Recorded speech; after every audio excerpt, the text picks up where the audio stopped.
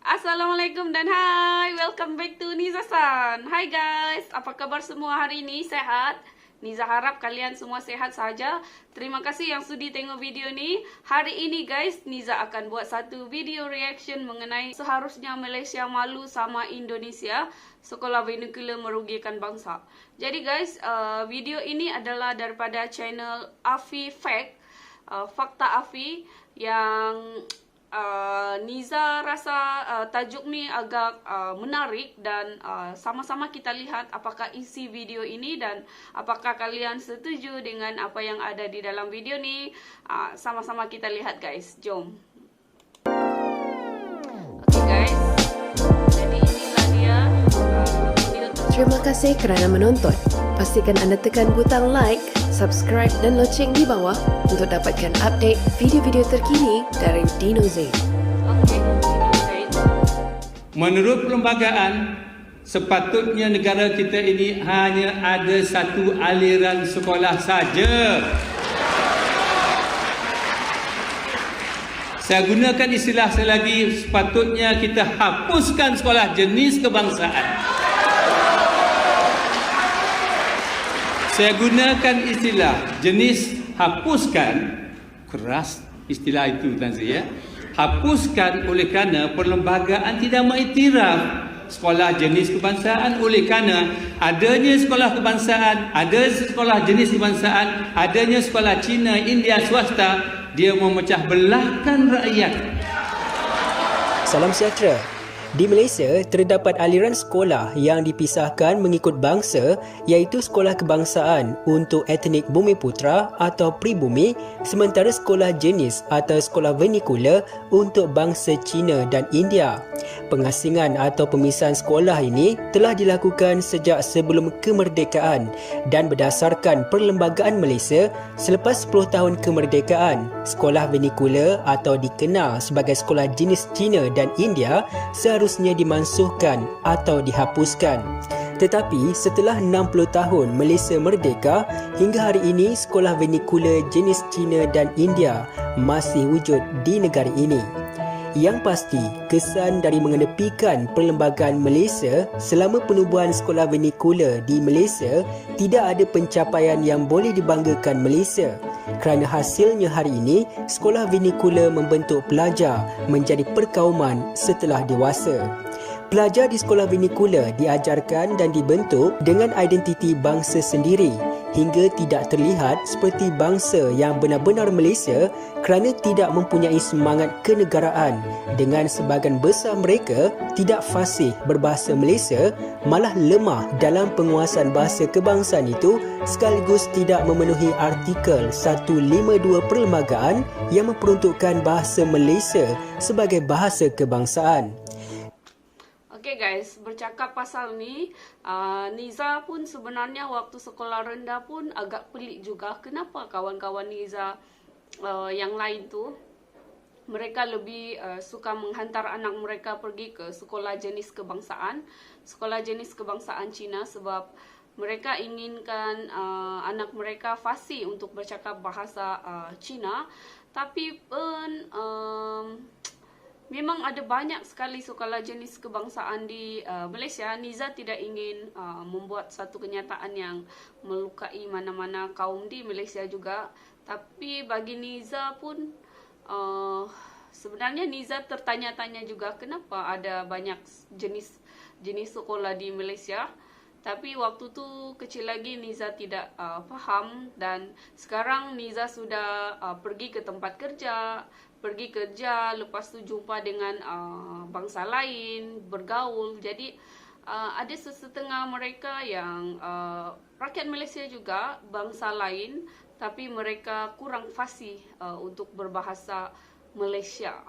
Guys, jadi daripada sini kita boleh lihat dia punya kesan negatif. Mungkin ada yang tidak setuju dengan Niza, dengan pendapat Niza ni, tapi bagi Niza itulah dia antara kesan negatif yang disebabkan oleh sekolah jenis kebangsaan ini. Sebab Niza jumpa rata-rata yang bangsa lain ni, Niza tidak akan sebut bangsa apa, tapi memang dia susah untuk bercakap bahasa Melayu dengan lancar. Ketidakmampuan mereka bertutur dalam bahasa Malaysia bukan setakat amat memalukan sistem pendidikan sekolah vernacular, malah boleh disifatkan sebagai golongan yang tidak layak memegang taraf warga negara Malaysia. Perdana Menteri Tun Dr. Mahathir saat menjadi Perdana Menteri kali pertama ketika dulu telah merancang sekolah wawasan untuk menyatukan anak-anak Malaysia dalam satu sekolah, tetapi rancangan itu gagal setelah mendapat tentangan dari sebuah persatuan Cina Malaysia Dongzong. You look at the big background of Dongzong. It has never fought for Malaysia. It has only fought for one race in this country. This is a multiracial country. You must think also about the feelings of other people. When we do something, we must think what would the other race say. And if they are not happy, then you should try and accommodate. Yang menjadi pertanyaan, bagaimana kerajaan yang berkuasa boleh kalah dengan sebuah persatuan bangsa imigran?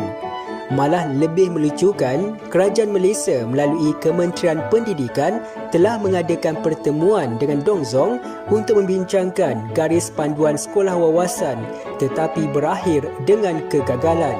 Seharusnya kerajaan Malaysia tidak perlu berhubung maupun berdiskusi dengan persatuan tersebut kerana tidak ada sebab, keperluan dan kepentingan untuk kerajaan berbuat demikian, kerana Dongzong tidak berhak untuk memperjuangkan identiti sekolah jenis kerana persatuan yang dicipta bangsa imigran itu harus akur dan mengikut acuan tempatan Malaysia. Di sebalik tentangan Dongzong itu, para pemimpin dari sebuah parti politik Malaysia, Pakatan Harapan PH, sebelum memenangi pilihan raya umum Malaysia 2018 lalu dan mengambil alih pemerintahan Malaysia, juga pernah menentang rancangan Tun Dr. Mahathir untuk menyatukan anak-anak Malaysia dalam sekolah wawasan.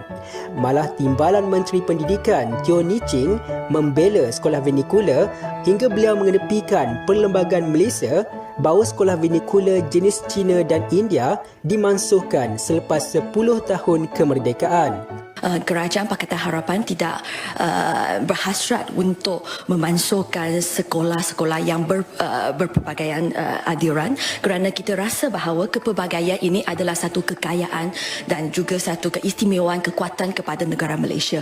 Dan untuk murid-murid yang paling penting, murid-murid dari sekolah rendah untuk belajar dalam bahasa ibunda juga adalah sangat penting untuk mereka menguasai ilmu. Seharusnya para Bagi Niza lah, sekolah vernacular untuk sekolah rendah tidak patut adalah bagi Niza sebab ialah daripada kecil lah kita akan belajar dan daripada kecil juga kita akan cepat belajar untuk menguasai sesuatu bahasa itu kan. Apalagi kalau kita bangsa lain, lepas tu macam Niza sendiri, Niza bukan orang Melayu, Niza bangsa Kadazan Dusun. Waktu kecil pun Niza bercakap bahasa Kadazan Dusun, pergi sekolah, belajar bahasa Melayu, bertutur bahasa Melayu baku pula tu. Jadi walaupun Perdana Menteri Malaysia waktu itu Tun Dr. Mahathir Mohamad ingin menghapuskan sekolah vernacular ini, tetapi sebab ada tentangan daripada persatuan-persatuan tersebut, ini memang sesuatu yang sangat menakutkan sebab takut akan terjadinya rusuhan kaum. Jadi memang pada zaman sekarang ni, tahun sekarang ni memang agak susah sebenarnya untuk menghapuskan sistem ini sebab dia sudah lama. Dia sepatutnya dilakukan dari dahulu lagi.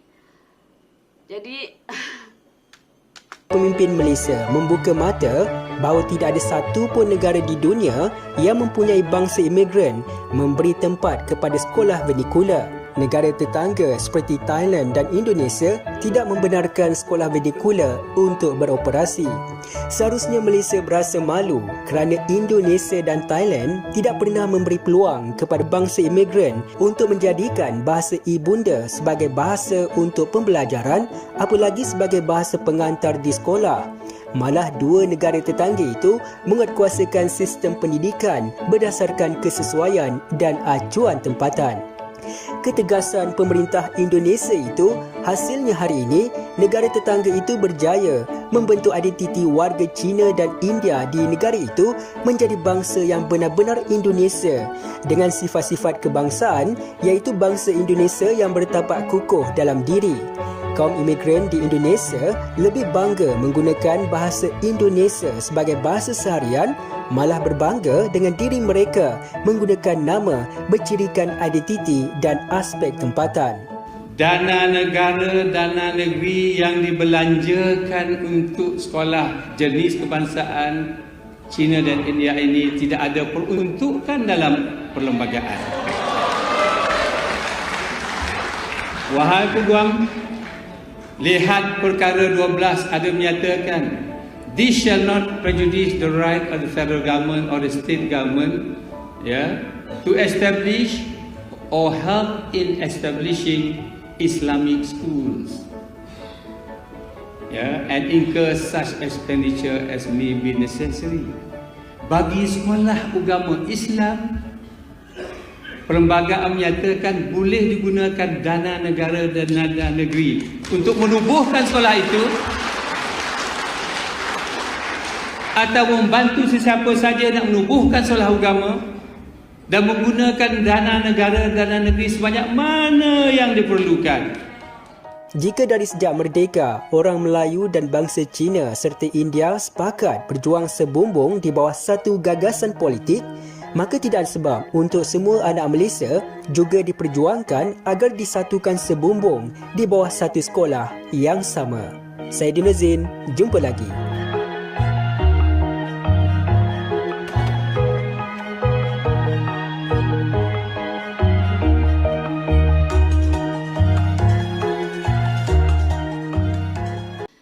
Jadi guys, itu dia sistem pendidikan di Malaysia. Sebenarnya di Malaysia ini guys, terdapat banyak jenis sekolah.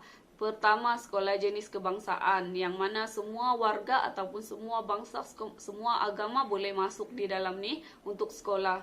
Lepas tu sekolah jenis kebangsaan Cina, sekolah jenis kebangsaan macam sekolah yang hanya untuk lelaki sahaja, sekolah yang hanya untuk perempuan sahaja.